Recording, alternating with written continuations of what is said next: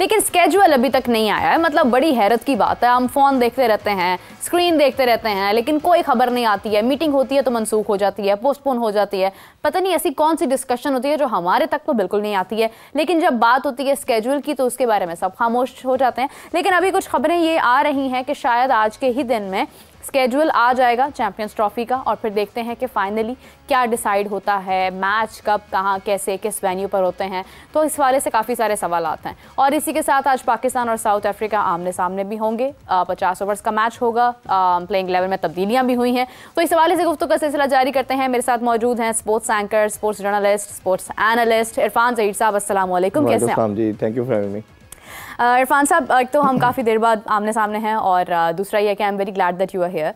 And secondly I would like to ask you about कि अभी हमने प्लेइंग 11 देखी और उसमें तब्दीली हुई है, अब्दुल्ला शफीक को शामिल किया गया है। फिर इसी के साथ जो है वो स्पिन के साथ हम सलमान अली आगा हैं हमारे पास ऑप्शन, बट अगेन साइम भी हैं, but again we can say कि हमने फास्ट बॉलिंग को ज़्यादा एज दिया है। डू यू थिंक कि पिच के एतबार से ठीक फैसला है ये?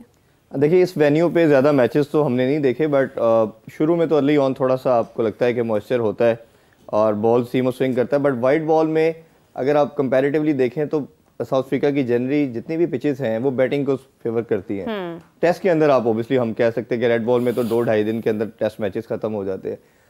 इस वेन्यू का जहाँ तक मैंने देखा है उसमें ओबियसली शुरू अर्ली ऑन 3-4 ओवर या 5 ओवर बॉल सीम और स्विंग करता है, और उसके बाद वो थोड़ा सा ग्रेजुअली बेहतर होना शुरू हो जाती है। मेरा लगता है मुझे कहीं ना कहीं कि हमें फैसल अकरम को लेकर कंटिन्यू करना चाहिए था। उस लड़के ने जितनी भी बॉलिंग की जिम्बाब्वे के अगेंस्ट, उसका कंट्रोल बड़ा अच्छा ऑर्गेनाइज था, ग्रिप बहुत अच्छी थी बॉल की, और वो जिस लेंथ पे और करना चाहता था बॉल करता था। जैसे आप कुलदीप की बात करते हैं कि उसका कंट्रोल बड़ा अच्छा है।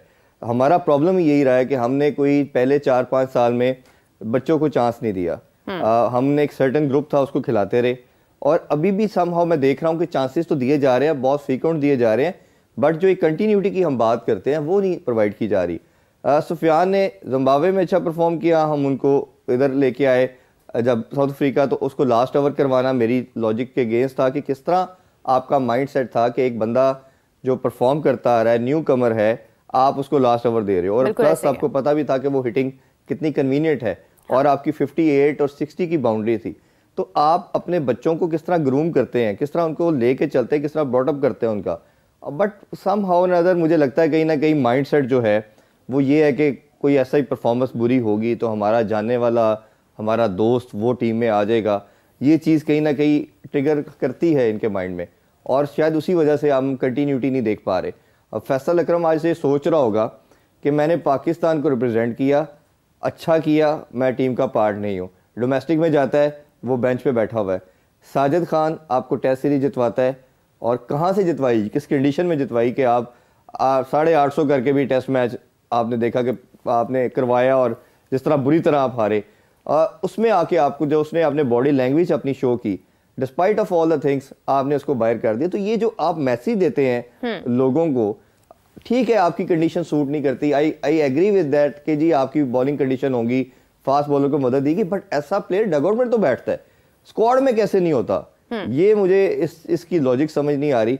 और आई एम श्योर कि ये जितने भी हमारे करता धरता रहे, जितने भी स्टेक होल्डर हैं, वो इस पर बैठेंगे, बात करेंगे कि एक बच्चा जब वो परफॉर्म करता है, मैं तो ये भी कहता हूँ नहीं भी करता, और अगर आपका उसका टैलेंट आइडेंटिफाई किया है, आपको बेहतर लगा है, तो आपने पाकिस्तानी कैप उसको दी, उसको एटलीस्ट लेकर तो चले। अब उसकी प्राइम एग्जांपल है साइम अयूब, 22 फेलियर है उसके T20 में। हाँ, लेकिन आप सबको लगा कि एक टैलेंट है, ग्रेजुअली इंप्रूव कर जाएगा। उसने टेस्ट में किया, साथ ओडीआई में करना शुरू किया, ऑस्ट्रेलिया में आपके दोनों ओपनर ने परफॉर्म किया, शायद सीरीज आप जीते उनकी वजह से। फिर आप देख लें कि जिस तरह की नहीं कि उसने एक अकेला बैटर आपको नजर आया पूरी टीम में जो मॉडर्न डे क्रिकेट भी खेलता है अच्छी, और जिसके पास शॉट्स भी हैं, गाइडेंस भी है, लाइक वो गाइड भी कर रहा है, गाइड भी कर रहा है, साथ लेके जा रहा है, इनिंग बिल्ड भी कर रहा है, बड़ी शॉट्स भी हैं। तो आपको तो आज एक बच्चा बता रहा है 21 साल का कि क्रिकेट कैसे खेलनी है। तो जो बाकी लड़के हैं, चाहे वो बॉलर है या फास्ट बॉलर है, तो ये मेरा ख्याल है बहुत बड़ी ज्यादती है कि आप अपने बच्चों को प्रॉपर अपॉर्चुनिटी प्रोवाइड नहीं करते, उनको साथ लेके नहीं चलते। बट एक मुझे इसमें पॉजिटिव साइन नज़र आ रहा है, जितना मैं आकिब जवेद साहब को जानता हूँ, बड़े अच्छे हमारे दोस्त भी हैं, मुझे लगता है कि ये जितनी भी हमें प्रॉब्लम नज़र आ रही, चीज़ें नज़र आ रही है, वो सब एड्रेस करेंगे।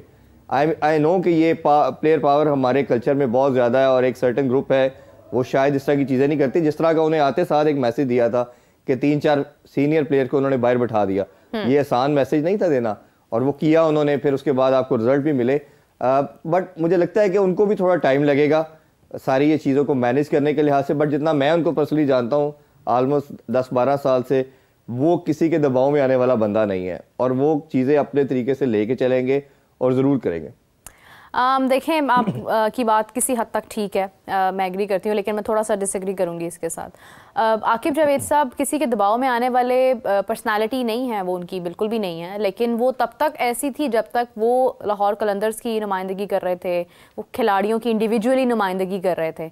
आज जब वो बोर्ड के अंदर हैं तो पीसीबी ने तो वकार यूनुस जैसे लोगों को भी एक तरफ कर दिया आवाज़ उठाने पर, और क्योंकि वो एक, अगर हम आकिब जावेद साहब को हिमसेल्फ अगर देखते हैं तो उनका तो रवैया ही ऐसा नहीं है कि वो पीसीबी के साथ एडजस्ट कर पाते, लेकिन पीसीबी के पास ये टैक्टिक है कि वो जो ज़्यादा बोलता है वो उसको कोई ओहदा देकर खामोश करवा देते हैं। तो अभी जो फैसले हो रहे हैं, मुझे पर्सनली ऐसा लग रहा है कि कहीं ना कहीं वो सिर्फ आकिब जावेद साहब के नहीं है। नहीं, मैं ये कह रहा हूँ कि अभी उनको सारा कंट्रोल चीज़ों को अपने हाथ में लेने में टाइम लग रहा है, थोड़ा सा टाइम लगेगा। जहाँ जैसे वो चीफ सेलेक्टर बने, आल्दो के चीफ सेलेक्टर नहीं थे बट सारे डिसीजन उन्हीं के थे। हाँ। बाकी जो 4 सेलेक्टर थे वो सिर्फ यस मैन थे। आकिब जावेद जैसा जो बंदा है, उसको आप अथॉरिटी नहीं देंगे, उसको आप राइट्स नहीं देंगे, वो कभी आपके साथ काम नहीं करेगा। एक चीज़ तो क्लियर है।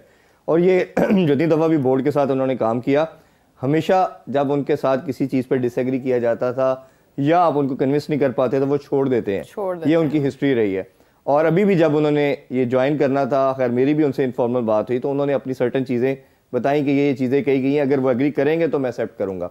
और वो कोचिंग में नहीं आना चाह रहे थे।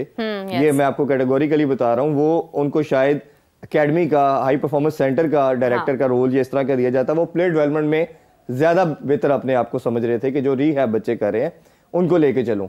बट वो सिचुएशन ऐसी बनी, कोचेस के जो मामला था उस पर भी अगर टाइम हुआ तो बात कर लेंगे कि आपके एक के बाद एक कोच ने जाना शुरू कर दिया, आपके पास ऑप्शन कोई नहीं थी। हाँ। तो फिर आपने उस सिनेरियो में नहीं, मेरा इस पे सवाल है, लेकिन आप पहले बात मुकम्मल करें, फिर मैं इसी तरफ आती हूँ। मेरा ये कहना था कि आपके पास ऑप्शन नहीं थी। आप पाकिस्तानी कल्चर में देखते हैं तो आकिब जावेद के अलावा ऐसा कोई आपको कोच नहीं मिलता कि जिसके पास इंटरनेशनल एक्सपोजर इस तरह का हो। आप बात जरूर कर सकते हैं सिक्लैन की, वकार यूनुस की, मिसबा की, बट इनकी कोचिंग के टाइम में पाकिस्तान ने कुछ एज सच वंडर नहीं किया। और इवन हमेशा टीम बेहतर थी तो नीचे की तरफ गई, तो वो आप बार बार वैसे एक्सपेरिमेंट करने का फायदा नहीं है। तो ये मेरा ख्याल है कि आकिब जावेद को टाइम लगेगा।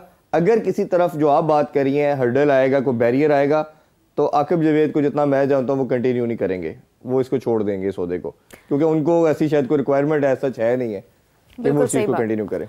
बिल्कुल सही बात है, मैं एग्री करती हूँ। और लेकिन हमने कोचेस की बात की अभी, अगर हम देखें कि पहले मिकी आर्थर का है, उनका जो एक टेन्योर रहा पाकिस्तान, उसमें काफ़ी सारी शिकस्त का सामना हमें हुआ। इनफैक्ट हम 2023 का वर्ल्ड कप पूरे का पूरा हार गए।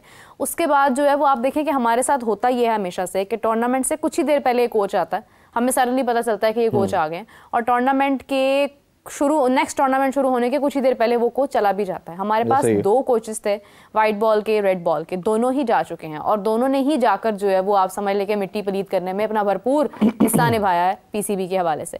वहीं पर आए, वहीं पर नौकरी की, मतलब डेफिनेटली पीसीबी ने उन्हें काफ़ी ज़्यादा मेरे ख्याल से वैल्यू भी किया कि उन्होंने यहाँ पर, वो मौजूद नहीं होते थे, फिर भी उनके साथ अच्छे खासे मैचेस हम गुजार गए हैं, अच्छा खासा टाइम हम गुजार गए हैं। लेकिन वही बात है कि जाने के बाद आप सारा जो है वो मलबा डाल देते हैं पीसीबी के ऊपर। But again I will say कि पीसीबी के साथ ही ऐसा क्यों होता है हर बार? देखिए, इसमें 2 चीज़ें हैं। एक तो ये है कि सबसे बड़ा प्रॉब्लम इसमें मैं अगर बताऊं, अगर आप 2 डेकेड की क्रिकेट पाकिस्तान की फॉलो करेंगे तो एक दफ़ा आप फॉरेन कोच रखते हैं, एक दफ़ा लोकल रखते हैं, फिर उससे बेजार होते हैं, फिर आप दोबारा देखते हैं कि हमने फॉरेन कोच की तरफ जाना है। अब प्रॉब्लम कहाँ पे आता है कि अपना जब आपका लोकल कोच आता है वो नेपोटिज्म और फेवरेटिज्म में जाता है, वो अपनी मर्जी के बच्चों को पसंद करना शुरू करता है, उनकी लाइकिंग डिसलाइकिंग के मसले आते हैं, फिर आप फॉरेन कोच की तरफ देखते हैं। फॉरेन कोच का ये प्रॉब्लम नहीं है, फॉरेन कोच बड़ा स्ट्रेट फॉरवर्ड होकर चलता है, वो अपनी चीज़ों को ले के चलता है। शायद वो भी क्योंकि ह्यूमन बीइंग है, अगर वो इन चीज़ों में इन्वॉल्व भी होता है तो वो जाके 2-3 साल के बाद होता, उससे पहले नहीं एटलीस्ट होता, क्योंकि उसने अपने कल्चर में ये चीज़ें कभी की नहीं होती। अब जो प्रॉब्लम इस दफ़ा आ रहा है, मैं सारा जो मलबा है वो कोचेस पे नहीं डाल रहा, वो पीसीबी पे भी डालूंगा।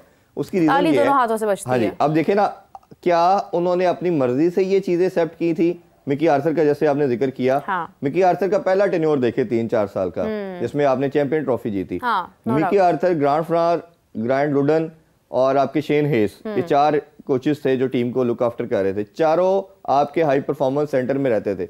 मेरा ऑलमोस्ट डेली जाना उधर होता था, ठीक है, मेरी इनसे दोस्ती थी, मैं जाता था। ये सारा टाइम ना सिर्फ आपके पाकिस्तान के स्क्वाड के बच्चे, उसके अलावा जो दूसरा पूल होता था 10-15 लड़कों का, जो पीसीबी इनको कहता था कि ये पाकिस्तान का फ्यूचर है, इनको देखें, उनमें से टैलेंट आइडेंटिफाई करते थे। उसकी मैं आपको प्राइम एग्जांपल बाबर आजम की देता हूँ। बाबर आजम को 1 साल तक अकेडमी में मिकी आर्थर और ग्रांट फ्लावर तैयार करते रहे, इसको और समी असलम को। और मैं खुद इसका विटनेस हूँ कि इन्होंने मुझे 1 साल पहले कहा था, बाबर की टीम के आने से पहले, कि पाकिस्तान का जो स्टार है, फ्यूचर स्टार है, ये 2 प्लेयर है, बाबर आजम और समी असलम। और समी असलम की खैर एक और बेचारे के साथ ज्यादा सिस्टम नहीं की, वो यूएसए चला गया। तो आपका जब कोच पाकिस्तान में नहीं रहेगा तो वो आपके करंट प्लेयर और जो आपके एक्सपेक्टेड आपके प्रपोज प्लेयर है जिसने आ सकते हैं टीम में, उसको कैसे देखेगा? कैसे जाने? अच्छा, फिर आपने जो मिकी आर्थर से टाइम दोबारा उनके जो सेकंड टेन्योर था उसमें ज्यादती स्टार्ट की गई। ज़का अशरफ साहब ने उनको ऑनलाइन कोचिंग कह दिया। दुनिया में कोई ऐसी प्रेसिडेंट नहीं मिलता कि आप किसी कोच को कहें जी ऑनलाइन कोचिंग कराएं। ऑनलाइन कोचिंग कैसे हो सकती है? कॉल पे समझा दिया ना, फोन पे समझा दिया, भाई बैठ तेरा ठीक नहीं आ रहा, ठीक नहीं, तो भाईजान फिर वो सारे भी समझा दें। सारी दुनिया पागल है कि जो अपने कोचेस को अपने पास रखती है, जो वो गाइड करता है, और इवेंट के टाइम पे आने को आप लेके चलते हो। कोविड से इंस्पायर्ड होंगे। हाँ जी, वो पता नहीं किससे इंस्पायर्ड थे, वो शायद उनका था कि इन्होंने चैंपियन ट्रॉफी जितवाई है तो अभी भी ये शायद ऑनलाइन कोचिंग से जितवा देंगे। तो ये आपका एक बहुत स्टूपिड किस्म का डिसीजन था। बिल्कुल। सिमिलरली जब ये दोनों कोचेस रखे गए तो आपने इनको हर तरह की अथॉरिटी दी। आपने कहा जी कप्तान भी आपने सेलेक्ट करना है, टीम भी आपने सेलेक्ट करनी है, सिलेक्शन कमेटी डमी होगी, आपने प्लेयर सेलेक्ट करने हैं, सब कुछ आपने करना है। अच्छा, फिर उनकी रिजर्वेशन थी कि हमने पाकिस्तान में नहीं रहना, आपने ही एग्री किया, उन्होंने तो नहीं एग्री किया, उन्होंने तो आपको पहले ही कह दिया कि हमने नहीं रहना। आपने कहा 6 मंथ आपकी व्हाइट बॉल क्रिकेट है, 6 मंथ आपकी वो है, उसमें आपने मेरा ख्याल है 1 या 2 मंथ की क्लॉज डाली कि टोटल 12 मंथ में से इतना टाइम आपने नहीं, लेकिन वो तो मोहसिन नकवी साहब ने खुद कहा है कि मैंने तो इनको कहा है कि हार्डली आप 1 महीना जो है वो आपका सिर्फ वेकेशंस का है, हॉलिडे का है, अदरवाइज आपको अपना पूरा वक्त जब आप देखें अपनी बात को खुद डिनाइल की तरफ जा रहे हैं। देखें 6 मंथ तो एक प्लेयर है ही नहीं आपकी टीम के साथ, तो वो इधर क्यों रहेगा? रेड बॉल वाला कोच सेपरेट है, व्हाइट बॉल वाला सेपरेट है, ठीक है, तो वो तो 6 मंथ तो पहले ही उसको छुट्टी मिल गई। जब वो क्रिकेट रेड बॉल नहीं हो रही तो व्हाइट बॉल वाला एंगेज है, व्हाइट बॉल हो रही है तो रेड बॉल वाला आपका वैसे ही फ्री है, वो आपके साथ ही नहीं होगा। फिर दूसरा ये है कि आपने जब उनको, असल में प्रॉब्लम उनके रहने से भी आया नहीं है, जो मेरे सोर्सेज हैं, प्रॉब्लम वहां पे आया जब आपने उनसे अथॉरिटी लेनी शुरू की। जैसे जैसन ग्रिप्सी साहब ने परसों इंटरव्यू में कह दिया है, उन्होंने एक अपने ऑस्ट्रेलिया के चैनल को इंटरव्यू दिया, उसमें उन्होंने बात की है कि मैंने फर्स्ट टाइम पाकिस्तान टीम को सोचने का तब डिसीजन लिया कि जब इन्होंने सेकंड टेस्ट में इंग्लैंड के अगेंस्ट टीम अनाउंस की और मुझे नहीं बताया, मुझे जस्ट एक मैसेज करके बताया गया और मुझे ये मैसेज करके कम्युनिकेट किया गया कि एक सिलेक्शन कमेटी आ चुकी है, वो डिसीजन लेगी। तो जब आपने पहले उनको हायर करते हुए जब आपसे कॉन्ट्रैक्ट साइन किया, जब बहुत बड़े दावे किए गए, आपको शायद याद होगा जैसे हम T20 वर्ल्ड कप से वापस आए तो दोनों कोचेस आए और इनकी मल्टीपल सिटिंग हुई चेयरमैन साहब के साथ, और हर मीटिंग के बाद ये कहा गया कि तमाम डिसीजन इन्होंने लेने हैं। कप्तान के भी जो सर्जरी की बात की जा रही है, ये दूसरी चीजें, ये प्लेयर की बात, ये सब ये देखेंगे। और अगर आपको याद होगा तो गैरी क्रिस्टन जो चैंपियन कप हो रहा था उसमें 3 दिन के लिए हार्डली वो आए, और तब भी ये कहा गया कि जी सब कुछ इन्होंने आके देख लिया है। अब वो 3 दिन में क्या देख रहा था, और जाने के बाद जब ये नई कमेटी आती है, चीज़ें चेंज होना शुरू होती हैं। पाकिस्तान में तो आपको पता है, चाहे वो पॉलिटिकल सर्कमस्टांसिस देख लें या क्रिकेट के देख लें, सिमिलरली एक तरह की ही हैं चीज़ें, तो एक लम्हे में चेंज होती है। और जैसे चेंज हुई और आपके सामने वो कोचेज, वो प्रोफेशनल लोग हैं, वो अपनी बात से 1% डेविएट नहीं करते। और ये देखें ना कि जब सबको मालूम था कि गैरी क्रिस्टन पाकिस्तान की कोचिंग के साथ अपने जो साउथ अफ्रीका का क्लब है उसकी भी कोचिंग कर रहे हैं, और जब ये पाकिस्तान खेल रही थी तो उधर वो मस्कत में आई गेस कि वो जाके कोचिंग कर रहे थे। तो जब इस तरह की चीजें आप हो रही हैं, ये तो ऐसी एक क्रिस्टल क्लियर पेपर पे लिखी हुई होनी चाहिए। ये आप ये इतना सर्टेन टाइम देंगे, ये आपके जेडीज हैं, ये चीजों में आपकी इन्वॉल्वमेंट है, इसमें आपकी नहीं है। चीजें मेरा ख्याल है 50% से भी शायद काम उनकी तरफ से होंगी, प्रॉब्लम हमारी तरफ से भी है, जो शब्द हम निगलेक्ट कर रहे हैं कि हमने गलत नहीं किया, हमने उनकी अथॉरिटीज ली, हमने उनके हाथ में पहले सब कुछ दे के फिर जब उनसे चीजें लेनी शुरू की तो उनको बुरा लगा, तो ओबियसली फिर प्रॉब्लम तो आना था। ये एक निकालने का आसान तरीका होता है। हाँ, आप वैसे कहेंगे हालात ऐसे पैदा कर दी जाए, जैसे मिकी आर्थर को पहले आपने ऑनलाइन कोचिंग पे एक्सेप्ट किया, जब निकालना था तो आपने साथ ही उनको फोन करके कह दिया कि भाईजान आप पाकिस्तान ट्रैवल करें, आप इधर ही रहेंगे। तो उसने कहा मेरे तो कॉन्ट्रैक्ट में ये बात ही नहीं। उन्होंने कहा नहीं, वो अब हमारी सर्कमस्टांसिस ऐसे बन गए कि टीम के आपको रहना पड़ेगा। उसने कहा मैं रिजाइन कर देता हूँ। तो वो खुद अटैक हालात करेंगे तो ऐसे देना नहीं पैदा कर पड़ेगा, देते हैं। अदरवाइज आपको देना पड़ेगा।